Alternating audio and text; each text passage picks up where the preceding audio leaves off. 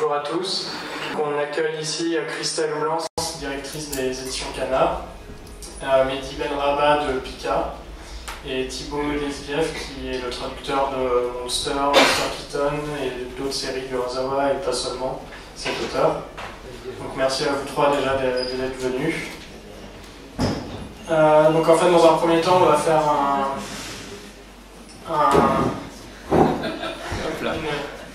une table ronde donc, où les différents intervenants vont répondre à plusieurs questions. La première partie ce sera sur l'aspect éditorial à proprement parler, c'est-à-dire en fait comment le manga japonais arrive jusqu'en France, comment on négocie les séries, ce genre de choses.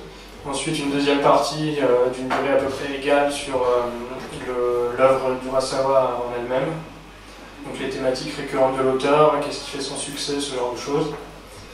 Et ensuite, donc, il y aura une certaine durée pour les questions du public.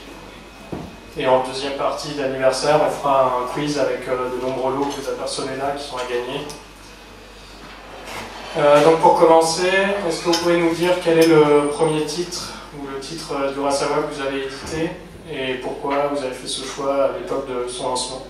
Peut-être Christelle pour commencer chronologiquement. Tu veux dire je suis la plus vieille, c'est vrai? Nous on a commencé avec Monster, qui était le premier titre d'ailleurs seinen chez Kana.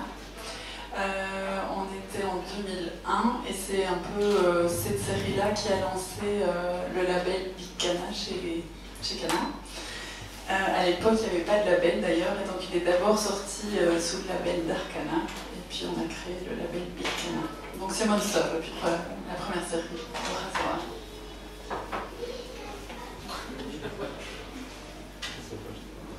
Mehdi, donc vous c'est Billy Bat. Oui, tout à fait, voilà, Billy Bat. Disons que à l'époque où Billy Bat était convoité, moi j'étais pas là, mais Urasawa était déjà incontournable dans le paysage du seinen réaliste comme ça qui peut remporter autant de succès d'estime que de succès commercial. Donc à partir du moment où c'était un auteur incontournable, qui a s'est positionné en toute logique.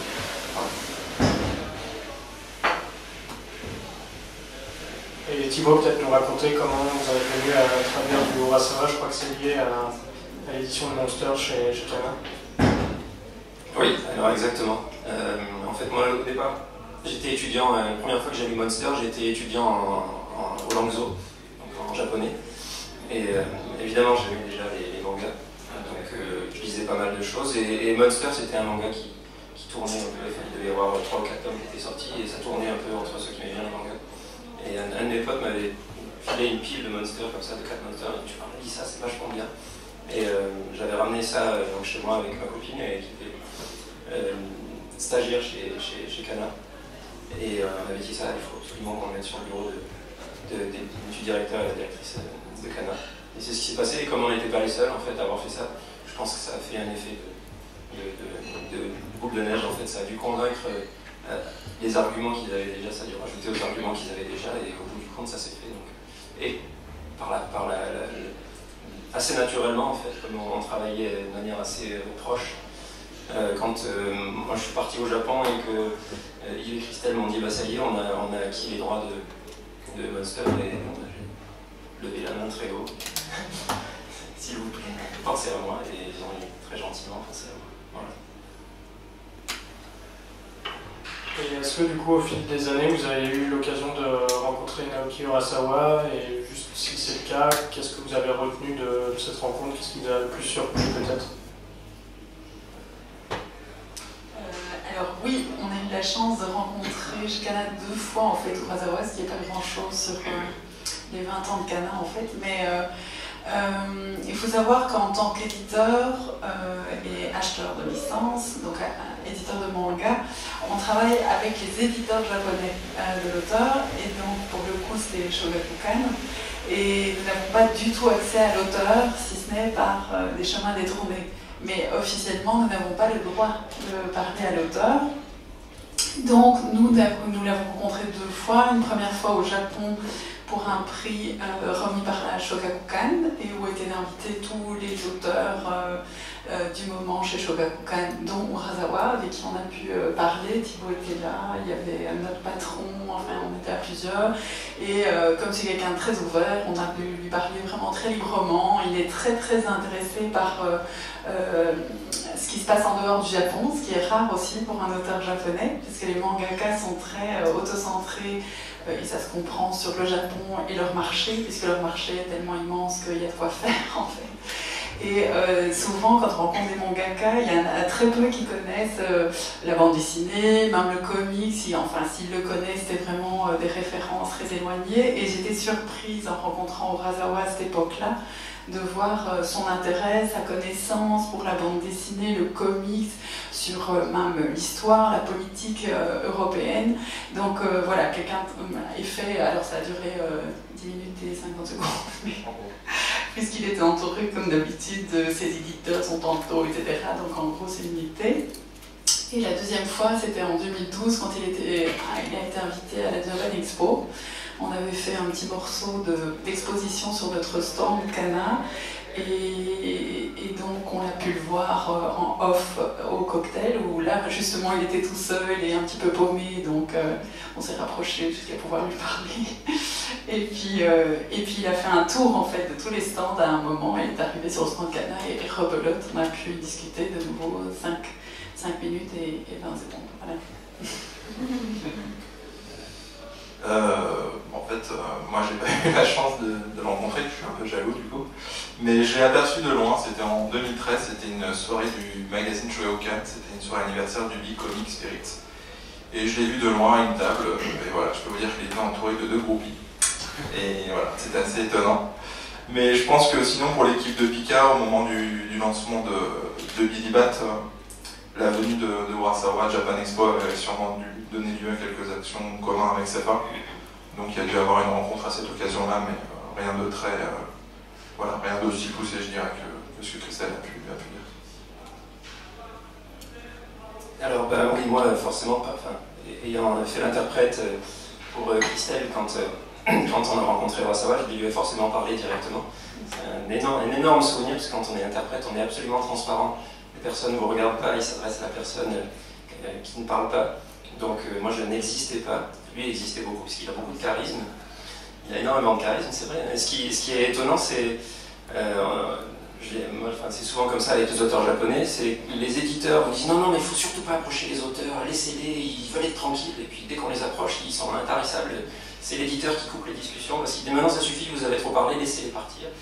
Alors qu'on aimerait parler, j'ai souvenir qu'on avait parlé de Moebius, qui est une de ses références.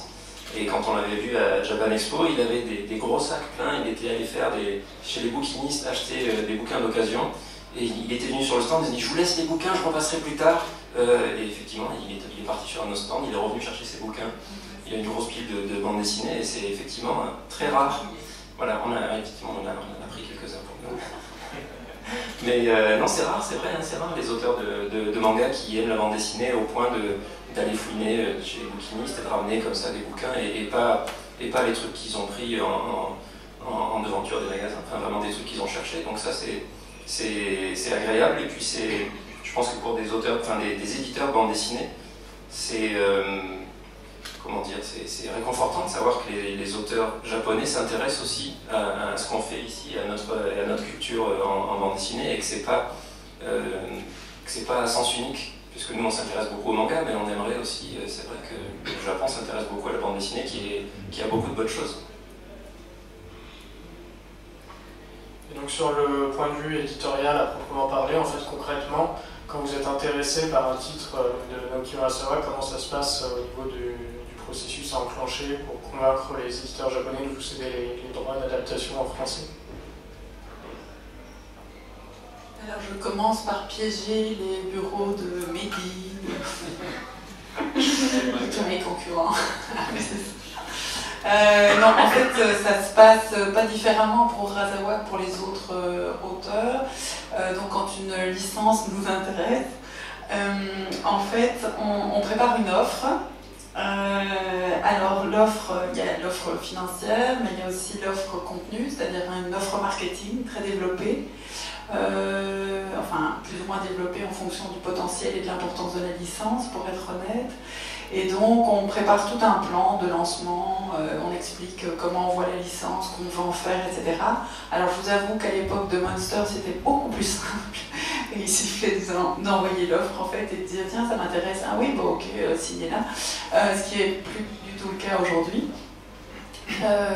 Et donc voilà, donc nous on avait la chance d'avoir édité déjà en France Conan du même éditeur, l'éditeur Shogakukan, donc on connaissait déjà bien l'éditeur et on pouvait y entrer facilement.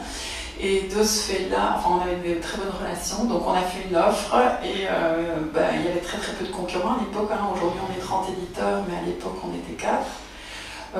Donc c'était évidemment plus simple aussi. Et donc connaissant assez bien la série, comme l'a expliqué Thibaut, hein, c'était vraiment une série qui tournait déjà beaucoup en coulisses en fait, parmi les fans, parmi les Langzo, mais pas seulement, hein, même ceux qui ne lisaient pas le japonais lisaient Monster juste par passion, pour l'intérêt, pour le dessin. Et comme vous le savez, Urasawa a une narration tellement lisible que même sans lire en soi le japonais, vous lisez quand même déjà, enfin vous comprenez pas mal déjà de l'histoire rien qu'en feuilletant. Et donc passionné par cette histoire et par cette série, on a fait l'offre. Et donc après ça, l'offre arrive sur le bureau des éditeurs. S'il y en a plusieurs, ils mettent quelques mois à analyser les offres. Parfois ça prend 1 an. Et il s'avère que dans le cas, il y a quand même une particularité chez Urasawa, en tout cas pour les titres que moi j'ai édités, c'est que c'est quelqu'un qui est très regardant et très intéressé par ce qui se passe justement à l'étranger. Et du coup, je crois qu'il, sans connaître les coulisses, mais je pense qu'il est très interventionniste dans le choix que fait son éditeur au Japon pour l'ensemble de ses éditeurs à l'étranger. Et donc, ça a pris particulièrement du temps pour Monster, pour Master Keaton, de décider qui serait l'éditeur au final, parce que je pense qu'il donne son avis, et comme il a beaucoup de choses à faire, ça prend un peu de temps. C'était ça la question, c'était de savoir comment ça marchait. Oui, voilà, c'est ça. Parce qu'après, je peux vous expliquer comment ça se passe derrière une fois qu'on a la licence, parce qu'avec Urasawa, il y a quelques particularités. Peut-être que Betty, tu veux ajouter quelque chose. Je pense que Christelle a principalement bien tout dit. Dans le cas de Billy Bat, effectivement, grâce à des séries comme Monster et plutôt, comme je disais tout à l'heure, Urasawa est devenu un auteur incontournable. Donc forcément, dès qu'il y a une nouvelle série de lui qui paraît, je pense que tous les éditeurs sont au diapason pour se creuser les méninges et être inventifs dans les offres donc marketing, puisque finalement l'offre commerciale elle est à l'image des ambitions qu'on a pour le titre. Donc forcément, quand Pika a fait cette offre, elle était importante par rapport à Billy Bat. Et la stratégie marketing aussi était assez poussée, avec un calendrier assez détaillé, des relances en cours de série, pas qu'au moment du lancement des 2 premiers tomes. Donc voilà, Pika, on se plaît à croire que c'est aussi les idées qu'on a pu les opérations en fait, autour de Billy Bat qui ont pu faire la différence, parce qu'effectivement il y aura Urasawa, mais peut-être aussi dans une moindre mesure son co-scénariste. En fait, il y a 2 personnes à convaincre, très impliquées, très reconnues au Japon comme à l'international. Donc voilà, c'était un plan très détaillé et très suivi. Voilà.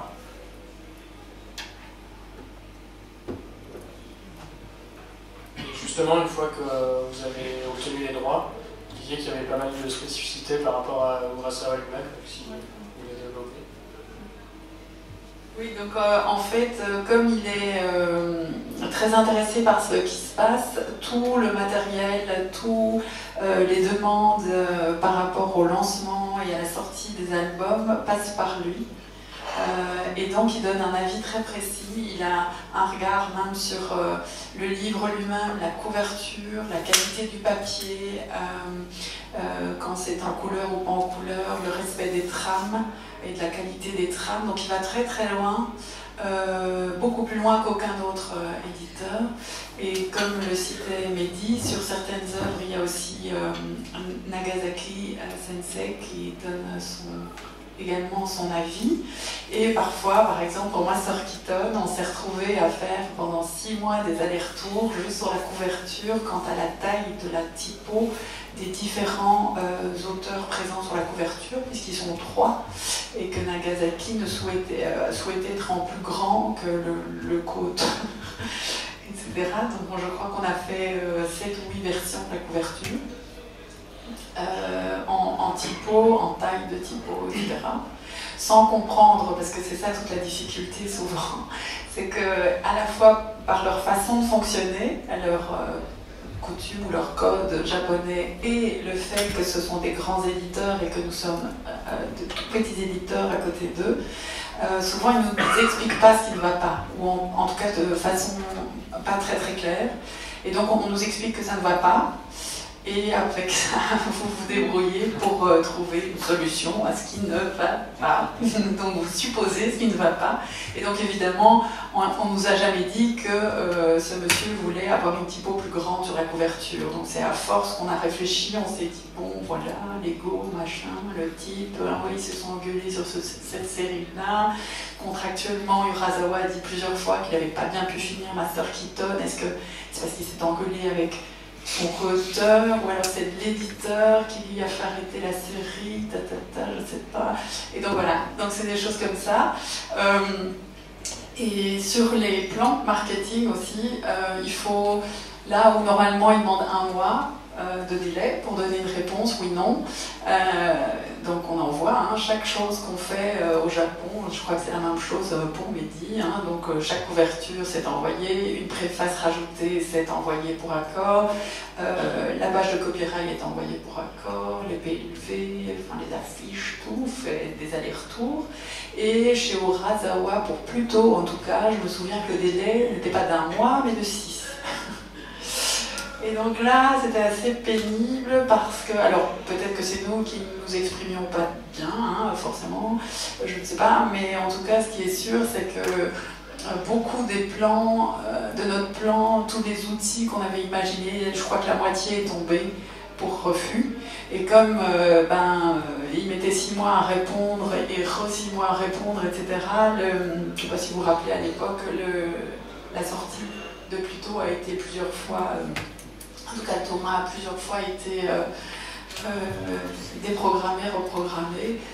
C'était à cause de ça, en fait. On avait des super plans, on avait fait des super dossiers de presse, et comme ça, et tout est tombé un à un pour se retrouver avec, au final, un truc dont on est très fier, qui est le box coffret luxe 8 tomes de Pluto, qu'on trouve magnifique et qu'on ne sait toujours pas par quel miracle c'est passé.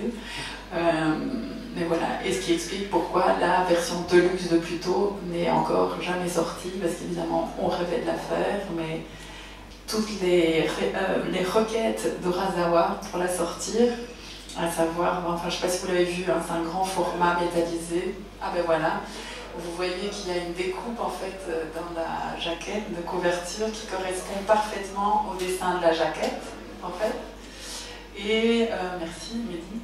Et à l'intérieur, en fait, vous avez parfois sur une page une petite tulipe en couleur, tout le reste étant en noir et blanc.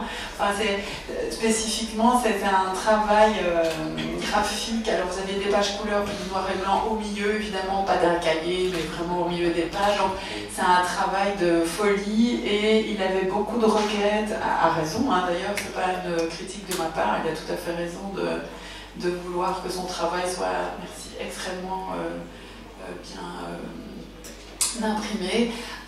Voilà, au final, on n'a pas eu les droits de le faire à date. Est-ce qu'il reste un espoir que ça sorte un peu? Ah oui, moi j'aimerais bien, j'aimerais beaucoup que ça sorte un jour, ça c'est certain.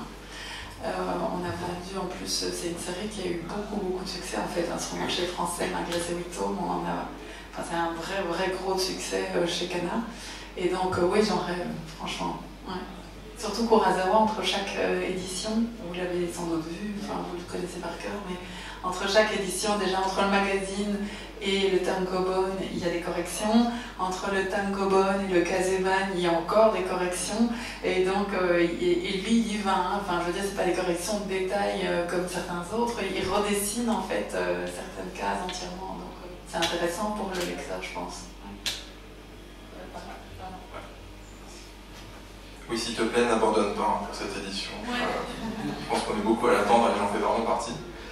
Et ben non, mais pour rebondir un peu sur ce que disait Christelle, c'est vrai qu'il y a une grosse exigence et Billy Bat, en fait, même si c'est que la version Tankobon et pas une version perfecte où il y a peut-être plus de travail, comme ça a dû l'être le cas pour Monster ou Master Kitten, c'est déjà l'édition. Voilà. En fait, dès cette édition-là, il y a une grosse spécificité, parce qu'il y a deux histoires en une finalement, avec l'histoire de Billy Bat à travers les planches de comics qui apparaissent dans le livre. Et donc ça demande énormément de travail pour être très fidèle à la version originale. Et puis même sur la jaquette, en fait, tous les effets qu'il peut y avoir, le pantone aussi sur la couverture. Il faut savoir que le responsable de la fabrication Avica, pour tous les tomes de Billy Bat, il s'est rendu en Italie pour le calage, pour être sûr, avec l'imprimeur, d'être certain d'être au plus juste pour qu'on satisfasse les ayants droit, dont les auteurs. Ça ne nous a pas été dit explicitement que les auteurs donnaient leur avis, de ce que dit Christelle, ça a l'air d'être clair, mais il faut savoir qu'il faut entre 2 et 3 mois pour avoir une impro d'une jaquette, et ça c'est un délai record. Pour nous éditeurs, on transpire beaucoup quand on envoie les fichiers, et on veut que tout soit parfait, parce qu'en aucun cas on peut décevoir un tel auteur. Donc voilà, c'est un gros boulot, et puis au niveau marketing aussi, il y a un gros effort qui a été fait, notamment pour le dossier de presse. À l'époque, Pika avait vraiment mis les moyens pour que ce soit riche, il y a des interviews d'auteurs et tout, et là c'est très clair qu'il fallait mettre 2 auteurs d'accord par rapport à tout le contenu qu'il pouvait y avoir. Et voilà, donc il y a une vraie exigence, mais je pense qu'elle est justifiée parce que la qualité est tellement au rendez-vous qu'on se doit, nous éditeurs, d'être encore plus au taquet que d'habitude. Mais encore une fois, je pense que c'est plus ou moins tout brossé. On va inverser? Oui, on inverse. Et Thibaut, au niveau de la traduction, justement, est-ce qu'on retrouve la même exigence des éditeurs, même si on imagine que vous êtes plus libre concrètement, comment vous procédez quand vous traduisez un manga? Alors je pense que tous les traducteurs aimeraient avoir un auteur et un éditeur japonais hyper exigeant par rapport au travail qu'il fait, très très regardant, parce que finalement c'est motivant. Malheureusement, je pense pour les mêmes raisons que les délais d'approbation, c'est absolument pas possible. Et de toute façon, je ne suis pas sûr que l'éditeur ou les agents qui s'occupent de gérer les œuvres des auteurs nous autorisent à envoyer des questions ou de demander une approbation sur la qualité d'une traduction. D'abord parce que les auteurs sont déjà pas bilingues français-japonais, donc pour arriver à juger de la qualité de la traduction, ils devraient faire appel à quelqu'un qui est lui-même bilingue et qui lui ferait ensuite un compte-rendu de la traduction pour savoir si c'est bon ou pas. Il faudrait que cette personne soit compétente parce que c'est subjectif, c'est totalement subjectif de juger de la qualité d'une traduction. Et puis je suis pas sûr que ça les passionne. Il me semble, alors, je suis pas sûr que ce soit avec Urasawa, mais ce genre de discussion a déjà été posé à des mangaka pour savoir si sur je crois que c'était avec Belzebub d'ailleurs, l'auteur de Belzebub, Tamura, sur lequel j'avais travaillé avec Mehdi, où on lui avait demandé ce qu'il pensait de la traduction justement de Belzebub, et il avait dit par principe je fais entièrement confiance à l'éditeur à qui la licence est confiée et qui est lui-même chargé de trouver un bon traducteur de manière à ce que ce soit le plus fidèle. Et bon, après sur la manière de travailler sur la traduction elle-même, c'est comme sur les autres mangas avec peut-être un peu plus de plaisir parce que c'est vraiment en général des très bons mangas. Voilà. Et combien de temps en moyenne, c'est ça?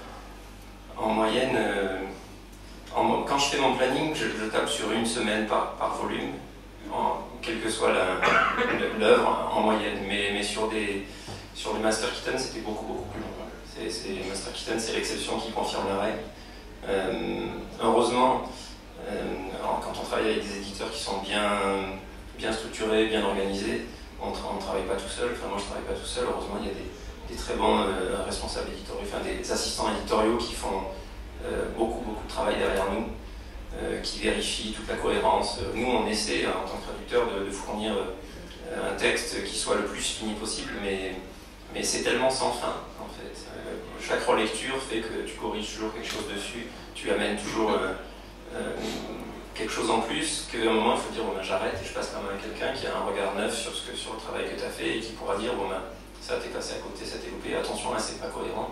Là, il y a des coquilles, les coquilles, on essaie tous de les éviter, mais au bout d'un moment, de toute façon, tu t'es relu 10 fois, tu vois plus rien.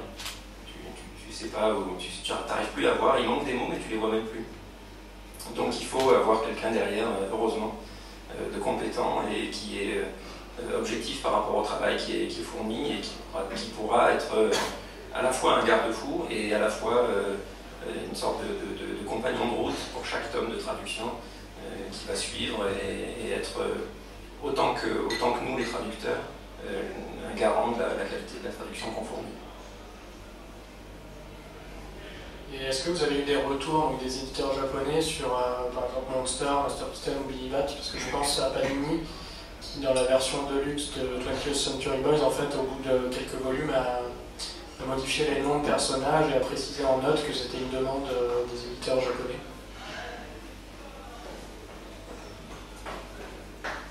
Pour une fois, c'est moi qui commence. Non, on n'a pas eu ça. Merci Mehdi. Non, nous non plus, on n'a pas eu de demande comme ça. La seule demande qu'on a eue, nous, concernant Monster, c'est de pilonner la série classique une fois qu'on a eu édité la Kazeban. Ouais. Parce que, comme je le disais, comme il corrige effectivement à chaque étape, il considère que la Deluxe est son œuvre ultime à date. Et que donc, il renie entre guillemets un petit peu ce qu'il a fait avant, il ne veut qu'une seule version. Surtout qu'à l'époque, on annonçait justement cette peut-être adaptation, à l'époque avec la série HBO, la série avec Del Toro. Et donc, lui, il voulait que tout le monde parle à partir de. Enfin, discute à travers la version de luxe. Mais pour nous, c'est la seule. On n'a jamais reçu de liste de noms, ce qui arrive pourtant parfois. Ah si? Ah, sur Pluto, oui, t'as raison. Oui, avec cohérence avec ce qui existait. Oui, bah voilà, donc la cohérence par rapport à comme Pluto est une œuvre tirée est adaptée, est une adaptation d'une œuvre de Tezuka existant déjà, il fallait garder une charte de noms qui soit cohérente, mais qui soit cohérente par rapport à ce qui était cohérent pour les Japonais, et pas forcément cohérent par rapport à notre marché, puisque je ne suis pas certain qu'on ait gardé les noms dans Pluto, qui sont ceux qui existent dans les versions de Atom en fait. Mais moi j'ai le souvenir d'avoir un fichier Excel avec des noms très précis, une colonne en japonais, une colonne en anglais et une colonne en français. Et il fallait garder, être fidèle au fichier qui nous avait été remis. Après, comment le fichier a été fait, sur quelle base, qui a décidé quel nom a été gardé, ça je ne sais pas du tout. Et d'expérience, est-ce que vous savez quel est le meilleur planning de parution, en fait, notamment pour Urasawa, parce que c'est un thriller, donc il y a une attente assez forte entre chaque tome. Est-ce qu'il vaut mieux attendre que la série soit déjà bien avancée au Japon, ou au contraire l'acheter dès qu'elle est sortie, pour ensuite espacer la parution française?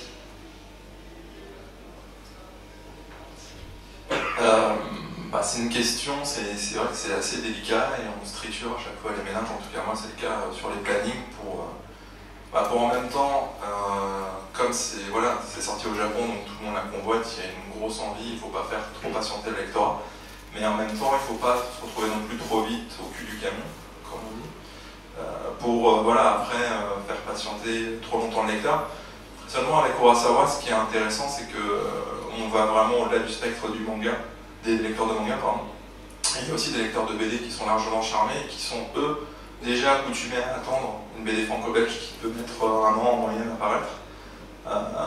Mais en même temps, le rythme de publication en ce qui concerne le Billy Bat, c'est vrai que c'est un peu délicat, d'autant plus qu'il y a beaucoup de lecteurs qui, finalement, eux préfèrent s'enchaîner tous les tomes à la suite, plutôt que trop attendre. Et souvent, je pense qu'il y a une bonne partie de nos lectorats qui achètent les livres, mais se retiennent à attendre la fin, les cumulent pour en fait les enchaîner à la suite.